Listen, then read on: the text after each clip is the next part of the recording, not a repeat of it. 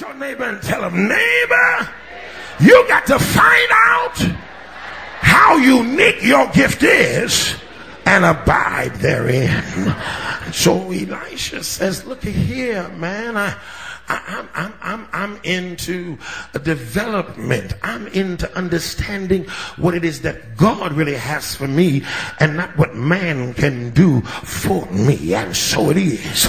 They crossed the Jordan. Elijah says, what in the world is going on? What's happening now? This passion, this drive. I've given you 3 opportunities now to bail out because I'm out of here. You see, now I don't have anything necessarily to leave you, but let me just ask you, what is it that I might do for you?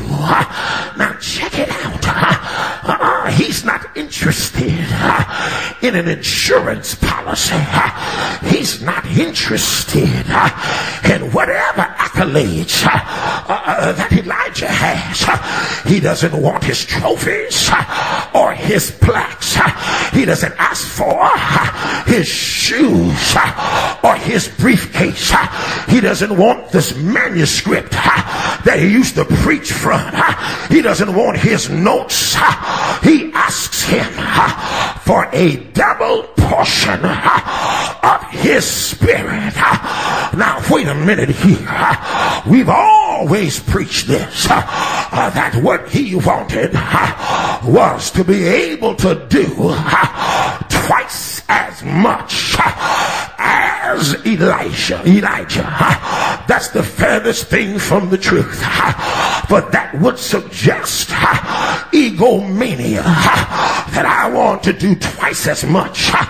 What he says when he declares, I want a double portion. And hear this carefully, children. He asked Elijah, I want that your life be lived.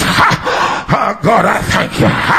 In my life, I want the same way God dealt with you for him to deal with me. I just want what you experienced to be repeated in my experience. I hear Elijah saying, you've asked a hard thing.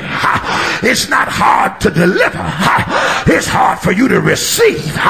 Maybe you don't know what you're asking for. You really don't want my life. Touch somebody and tell them, you really don't want my life, do you? Oh, there's some people who say, I just believe that God's going to give me a ministry just like so and so and so. Well, I come to tell you, you better pray before you make that request, because you don't know everything that's entailed in the life of another. Or touch somebody and tell them, neighbor, you see me dressed today, but you don't know what goes behind the clothes. You see what I ride, but you have no clue of the hell I had to pay to drive what